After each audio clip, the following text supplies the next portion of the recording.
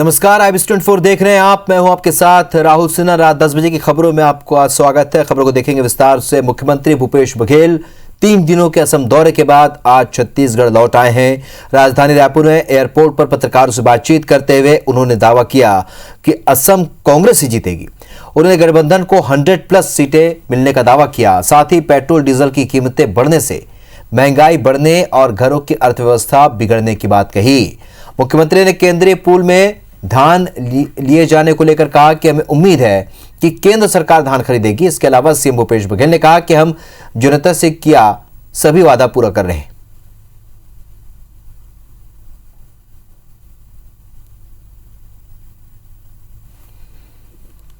तो आपको बता दें कि आज असम से लौटने के बाद सीएम भूपेश बघेल ने मीडिया से चर्चा की और असम में जीत का दावा किया, 100 से भी ज्यादा सीटें। अमित शाह जी यहीं 65+ बोल के गए थे और मैंने कहा था कि 65+ हमारा होगा और रिजल्ट देख लीजिए वही हुआ। वहाँ भी अमित शाह जी 100+ बोल के गए हैं। हमारा जो गठबंधन है वो 100+ हमारा आएगा। न केवल पेट्रोल के, डीजल के, बल्कि LPG गैस के भी भाव बढ़े हैं और उसके साथ साथ महंगाई बढ़ेगी, घर का अर्थव्यवस्था बिगड़ेगी। अभी जैसे 24 लाख मीट्रिक टन लिए हैं, बाद में बढ़ जाता है या नहीं लेते, आखिरी समय में मालूम बिल्कुल मना ही कर दे। हम तो उम्मीद करते हैं कि मिलेगा। तो उस स्थिति में एक अपने की एक देखना ये है कि राज्य को कम से कम हानि हो, उस रास्ते को हम लोगों को अख्तियार करना पड़ेगा। जो वादे हमने किए हैं वो हम पूरा कर रहे हैं। जो मेजर जितने भी हमने लोगों से वादा किया था वो अधिकांश पूरे हो गए हैं। जो बचे उसे भी पूरा करेंगे। अब कोरोना काल आ गया तो इस कारण से बहुत सारी चीज़ डाइवर्ट हुए। नए कृषि कानून और पेट्रोल डीजल की बढ़ती कीमतों के खिलाफ आज कांग्रेस ने पदयात्रा निकाली। देवभोग में हुई कांग्रेस की 10 किलोमीटर की पदयात्रा में प्रदेश कांग्रेस कमेटी के अध्यक्ष मोहन मरकाम भी शामिल हुए, जहां उन्होंने कृषि कानूनों के खिलाफ केंद्र सरकार को जमकर घेरा। साथ ही पेट्रोल डीजल की बढ़ती कीमतों के लिए केंद्र सरकार को जिम्मेदार ठहराया। इधर महासमुंद जिले में भी कांग्रेस ने पदयात्रा निकाली और जिले के 4 विधायक पदयात्रा में शामिल हुए।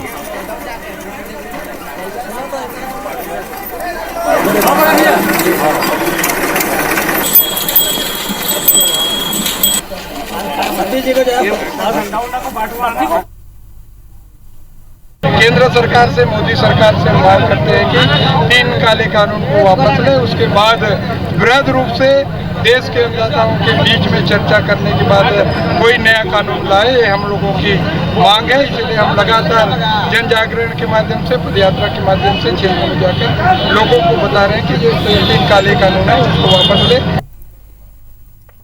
प्रदेश में महिलाओं और बच्चों के खिलाफ अपराध की बढ़ती घटनाओं के खिलाफ कल भारतीय जनता पार्टी की महिला मोर्चा विरोध प्रदर्शन करेगी। रायपुर, दुर्ग, भिलाई के 4 संगठन जिला इकाइयों से महिला मोर्चा के सदस्य और पदाधिकारी राजधानी रायपुर में जुटेंगी और बूढ़ा तालाब धरना स्थल पर प्रदर्शन करेंगी। दोपहर 12 बजे से लेकर 3 बजे तक धरना दिया जाएगा। इसके बाद महिलाएं राजभवन जाएंगी। महिलाओं के खिलाफ बढ़ते अपराध के लिए राज्य की लचर कानून व्यवस्था को जिम्मेदार मानते हुए महिला मोर्चा का प्रतिनिधिमंडल राज्यपाल के नाम ज्ञापन सौंपेगा। धरना प्रदर्शन और रैली को धारदार बनाने के लिए शुक्रवार को प्रदेश भाजपा के कई दिग्गजों ने महिला मोर्चा के पदाधिकारियों के साथ बैठक की। महिला मोर्चा की प्रदेश पदाधिकारी के अलावा विरोध प्रदर्शन में पूर्व मुख्यमंत्री रमन सिंह, पूर्व मंत्री बृजमोहन अग्रवाल, पूर्व विधायक श्रीचंद सुंदरानी और दूसरे नेता शामिल हुए।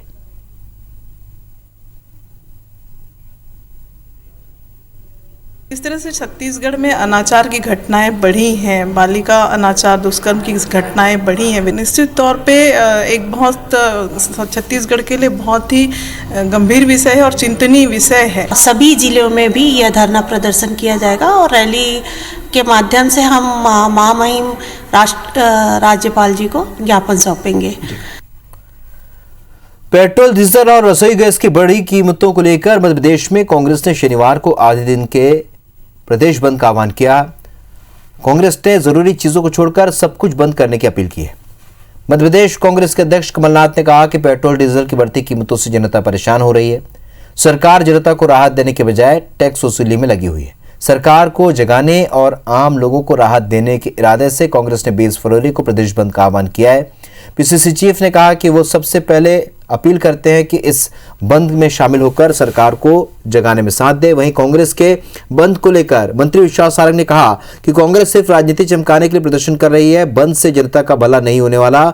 सारंग ने पूछा कि मनमोहन सिंह सरकार में महंगाई बढ़ रही थी, तब ये कांग्रेसी कहां थे। वहीं गृह मंत्री नरोत्तम मिश्रा ने पूछा कि छत्तीसगढ़, महाराष्ट्र और राजस्थान में क्या महंगाई नहीं बढ़ी? अगर कांग्रेस वहां भी बंद करे तो समानता दिखेगी।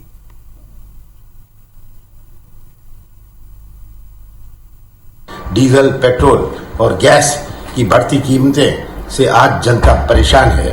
कांग्रेस पार्टी ने 20 फरवरी को आह्वान किया है कि एक बंद किया जाएगा। मैं सबसे अपील करता हूं कि इस बंद में सरकार को जगाने का प्रयास किया जाए और सब इसमें शामिल हो। इस प्रदेश में और इस देश में भाजपा की सरकार के माध्यम से लगातार महंगाई कंट्रोल में रही है।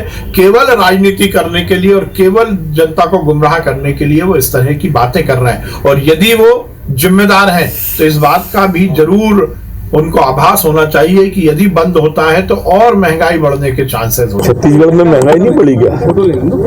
महाराष्ट्र में, राजस्थान में नहीं बढ़ी है, यही बढ़ी है क्या?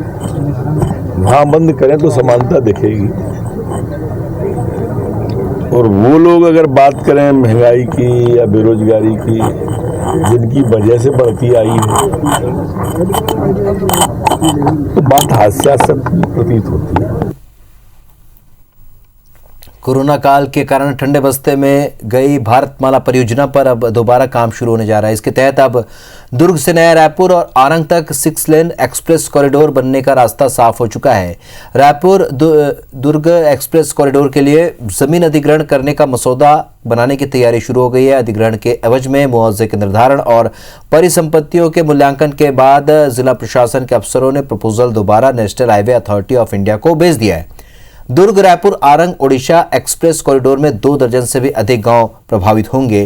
वहीं सैकड़ों एकड़ जमीन भी किसानों से अधिग्रहित की जाएगी। 3 जिले के 2330 किसानों को 700 करोड़ से भी ज्यादा मुआवजा मिलेगा। दुर्ग से नया रायपुर आरंग के बीच भारतमाला परियोजना के तहत करीब 92 किलोमीटर के 6 लेन एक्सप्रेस कॉरिडोर का निर्माण किया जाएगा। ये कॉरिडोर राजनांदगांव जिले के देवादा के पास से नया रायपुर आरंग और उसके आगे ओडिशा तक जाएगा। जिले के अंतर्गत जो रोड का हिस्सा आएगा, ये इसमें लगभग 480 करोड़ का मुआवजा पूरे किसानों को वितरित किया जाना है। और इसकी जो तैयारी है, ये हम जिले की जो तैयारी है वो ऑलरेडी एडवांस लेवल पे है। बिलासपुर हाईकोर्ट ने औद्योगिक अपशिष्ट के मामले में दायर जनहित याचिका पर सुनवाई करते हुए छत्तीसगढ़ पर्यावरण मंडल के आदेश पर रोक लगा दी है। हाईकोर्ट में जनहित याचिका देखकर बताया गया था कि छत्तीसगढ़ में नियमानुसार खतरनाक औद्योगिक अपशिष्ट का खात्मा करने की सुविधा नहीं है, लेकिन छत्तीसगढ़ पर्यावरण मंडल ने बोर्ड ने दूसरे राज्यों के खतरनाक औद्योगिक अपशिष्ट को राज्य के भीतर लाकर खत्म करने की अनुमति पिछले दिनों दे दी। जबकि छत्तीसगढ़ में खतरनाक औद्योगिक अपशिष्ट पदार्थ के निवारण के लिए नियमानुसार सुविधा ही उपलब्ध नहीं है। याचिका में बताया गया कि दूसरे राज्यों के भी खतरनाक अपशिष्ट को लाकर यहां खत्म करने से राज्य का पर्यावरण, पानी, हवा और मिट्टी पर असर पड़ेगा। पूरे मामले को सुनने के बाद चीफ जस्टिस की डिवीजन बेंच ने छत्तीसगढ़ पर्यावरण बोर्ड को दूसरे राज्यों से अपशिष्ट लाने की अनुमति देने के आदेश पर रोक लगा दी।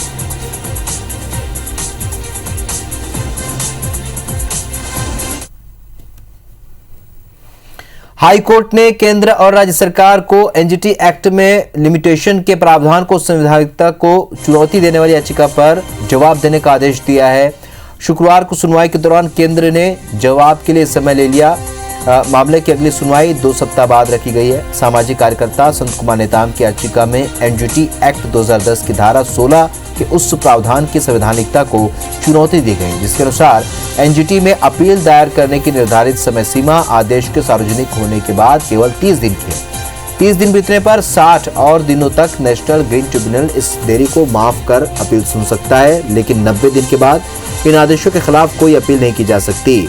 याचिका में कहा गया कि ये प्रावधान प्राकृतिक न्याय के सिद्धांतों के खिलाफ है, साथ ही संविधान की धारा 14 और 21 का उल्लंघन करता है।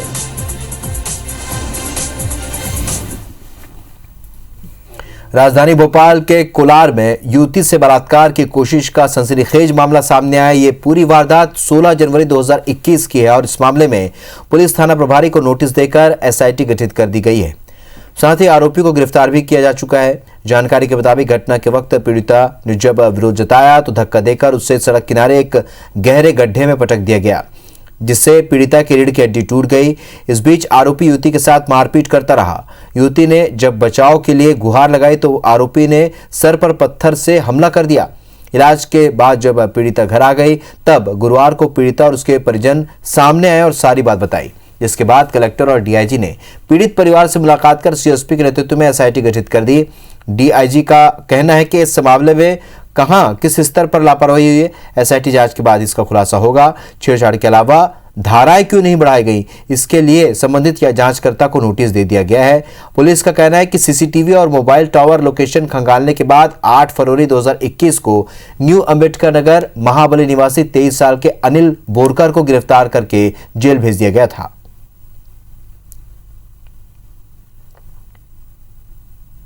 जनवरी में जब घटना हुई है उस दौरान जो है प्रकरण पंजीबद्ध किया गया, सब्सिक्वेंटली आरोपी को गिरफ्तार करके जेल भेजा गया है। उसके बाद जो है बच्ची जो है वो उसको जो है इंजरीज ज़्यादा है तो धारा में इजाफा किया गया है और एक एसआईटी गठित की गई है और उसके जो धाराओं में इजाफा नहीं हुआ है उसके परिदृश्य में जो है संबंधित थाना संबंधित का जो है एससीएन भी जारी किया गया है। भोपाल के कुलार इलाके में एक युवती से रेप की कोशिश का मामला अब तूल पकड़ता जा रहा है। महिला कांग्रेस ने आज इस मुद्दे को लेकर भोपाल के नेहरू नगर चौराहे पर प्रदर्शन किया और प्रदेश की बीजेपी सरकार के खिलाफ जमकर नारेबाजी की। महिला कांग्रेस ने इस मामले की सीबीआई जांच की मांग की, साथ ही पीड़ित युवती को इंसाफ दिलवाने की मांग की। बता दें कि मामले में थाना प्रभारी को नोटिस देकर जांच के लिए एसआईटी का गठन किया गया।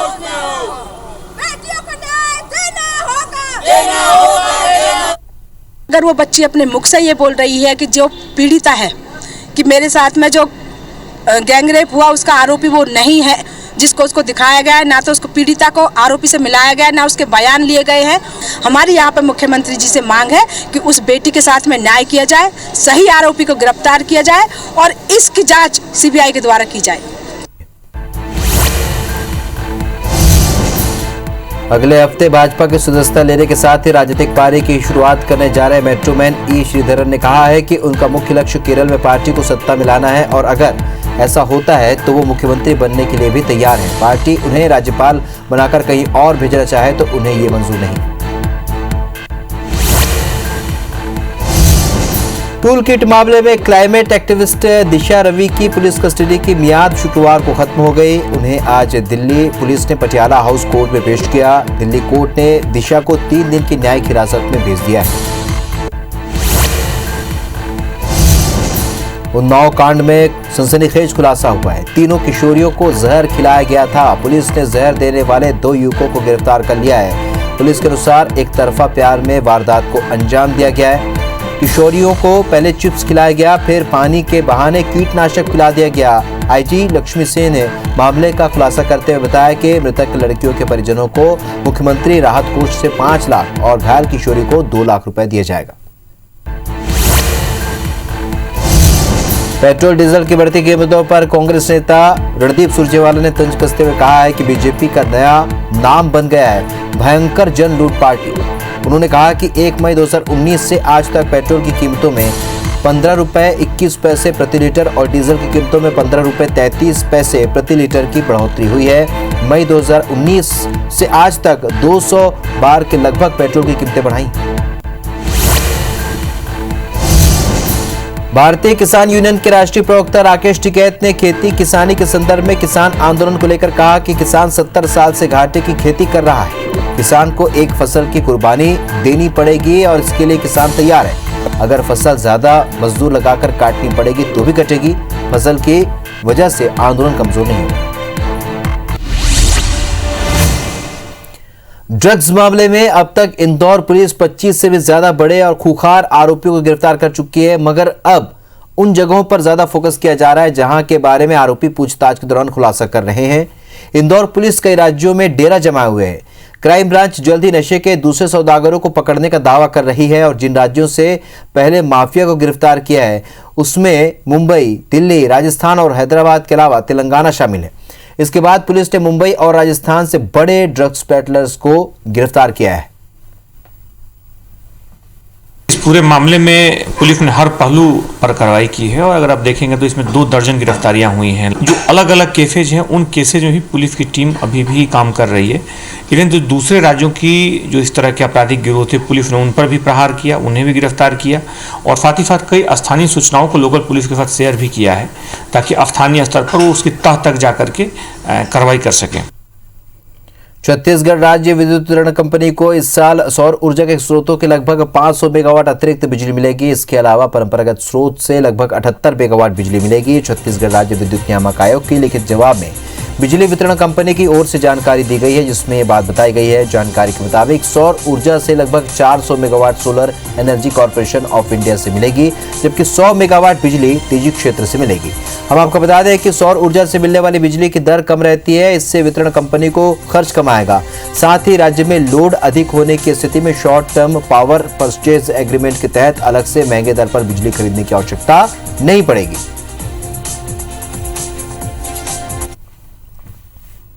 धमतरी जिले के गंगरेल बांध क्षेत्र में लगातार हाथियों के उत्पात मचाए जाने की वजह से कलेक्टर ने गंगरेल पर्यटन क्षेत्र और अंगार मोती मंदिर में लोगों की आवाजाही को पूरी तरह से प्रतिबंधित कर दिया है। दरअसल जिले के गंगरेल विश्रामपुरी खिड़की टोला के जंगलों में 19 हाथियों का दल घूम रहा है, जो फसलों को लगातार नुकसान पहुंचा रहा है। बीती रात हाथियों के दल ने गंगरेल बांध के सरकारी गार्डन में जमकर तोड़फोड़ कर दी। इसकी वजह से धमतरी कलेक्टर ने गंगरेल बांध में सैलानियों के आने जाने पर पूरी तरह से प्रतिबंध लगा दिया है। इसके साथ ही गंगरेल के अंगार मोती मंदिर में भी भक्तों का आना जाना बंद रहेगा। इसके अलावा हाथी प्रभावित गाँव में हाई अलर्ट जारी कर दिया गया है। अगले आदेश तक गंगरेल पर्यटन क्षेत्र में लोगों की आवाजाही बंद रहेगी।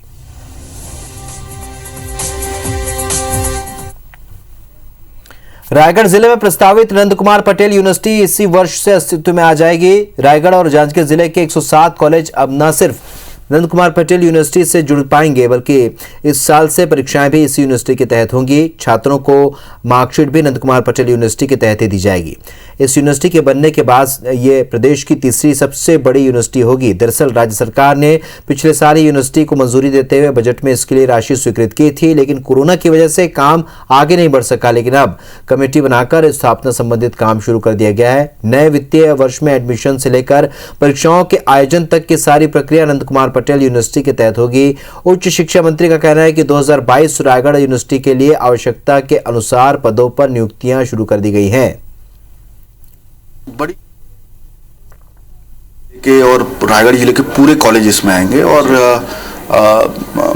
100 से ऊपर कॉलेजों का संख्या यहाँ रहेगा, तो एक बड़ी यूनिवर्सिटी होने वाली है और हम सबके लिए एक उपलब्धि है, सबके लिए पूरे जांजगीर और चांपा के लिए एक बड़ी उपलब्धि है। महासमुंद के पुरातात्विक नगरी सिरपुर भ्रमण के लिए आए पूर्व क्रिकेटर और कांग्रेस नेता कीर्ति आजाद ने कहा है कि वर्तमान में भारतीय क्रिकेट टीम अच्छा कर रही है। उन्होंने कहा कि राजनीति में भी खेल भावना आ जाए तो जाति धर्म से देश ऊपर उठेगा।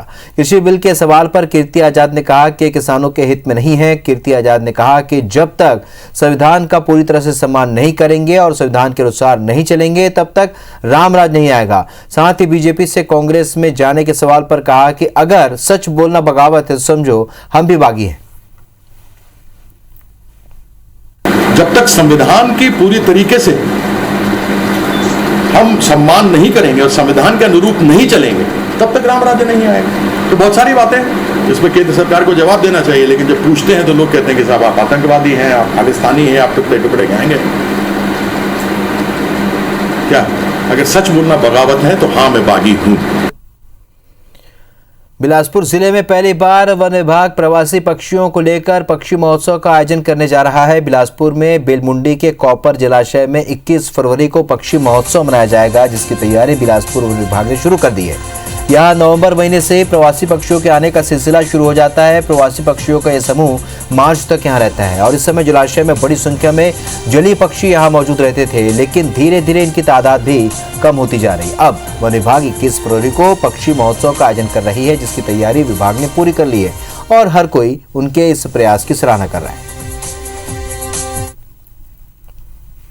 बिलासपुर में प्रवासी पक्षी आते हैं जो स्थानीय पक्षी हैं, जिनके पहले से जो वेटलैंड्स हैं उसका संरक्षण किया जा सके, उनके संरक्षण और संवर्धन को लेकर ही यह आयोजन किया जा रहा है, ताकि ज़्यादा से ज़्यादा लोग जो है पक्षी संरक्षण से जुड़े एवं स्थानीय जो ग्रामीण हैं उनको भी इससे कुछ लाभ प्राप्त हो सके। प्याज एक बार फिर आम जनता की आंखों से महंगाई के आंसू निकाल रहा है। आमतौर पर जनवरी फरवरी में नए प्याज की आवक से प्याज के दाम कम हो जाते थे, लेकिन इस बार प्याज के दाम लगातार बढ़ते जा रहे हैं। राजधानी भोपाल में प्याज के दाम एक बार फिर बढ़ने लगे हैं। यहां करीब 1-1.5 महीने में प्याज के भाव दोगुने तक बढ़ चुके हैं। करोंद मंडी में थोक में अच्छी क्वालिटी का प्याज 40 से लेकर 47 रुपए प्रति किलो तक है, जबकि फुटकर में यही प्याज 50 रुपए किलो तक में बिक रहा है। प्याज की बढ़ती कीमतें व्यापारियों को भी हैरान कर रही हैं। प्याज के बढ़ते दामों पर सियासत भी खूब हो रही है। बीजेपी और कांग्रेस दोनों ही एक दूसरे को जिम्मेदार बता रहे हैं। कांग्रेस मीडिया विभाग के उपाध्यक्ष भूपेंद्र गुप्ता बढ़ती प्याज की कीमतों के लिए बीजेपी सरकार को जिम्मेदार ठहरा रहे हैं, तो प्याज की बढ़ती कीमत के पीछे बीजेपी कुछ और ही तर्क दे रही है। क्या है, बाहर की प्याज कम लगी है। लॉकडाउन के टाइम पे प्याज जो है बहुत लगी थी, उस टाइम तक आते आते खराब हो चुकी प्याज। ये है सबसे मेन कारण तो इसका। और प्याज नहीं होने के कारण प्याज महंगी बिक रही है। प्याज की फसल जो है बर्बाद हो गई है। थोक में बिक रहा है ये 45 रुपए, 44 रुपए, 42 रुपए। यहाँ 50 रुपए बिक रही है। यहाँ 50 रुपए। क्यों इतना अंतर क्यों है? इतना अंतर ये का कमीशन भी है, मंडी समिति टैक्स भी लगता है। सरकार ने महंगा किया, किसान तो सस्ता बेच रहा है। बिचौली जो है, बिचौली खा के इसको महंगा कर रहा है। प्याज हर साल जो है जमाखोरों को ये सरकार मदद करती है, और जमाखोरों के लिए जो है ये दाम बढ़ते हैं। किसान के हाथ कुछ नहीं लगता है। सरकार ने खुद जमाखोरी की, 8 रुपए किलो प्याज खरीद के और सड़ा के बेची। क्यों बेची? भारतीय जनता पार्टी की सरकार में प्याज महंगी हो गई ऐसा नहीं है। एक व्यवस्था जो चलती है बाजार की दृष्टि से और किसानों के जो भंडारण है उनकी दृष्टि से, भारतीय जनता पार्टी की सरकार में मध्य प्रदेश प्याज का दूसरा सबसे बड़ा उत्पादक राज्य बना है, और आज बड़ी तादाद में मालवा निवाड़ से लेकर और मध्य भारत के हिस्से में, मध्य प्रदेश के हिस्से में तेजी के साथ में प्याज का उत्पादन हुआ है। रात 10 बजे की खबरों में फिलहाल इतने, लेकिन ताज़ा अपडेट के लिए आप बने रहिए एबीसी 24 के साथ। नमस्कार।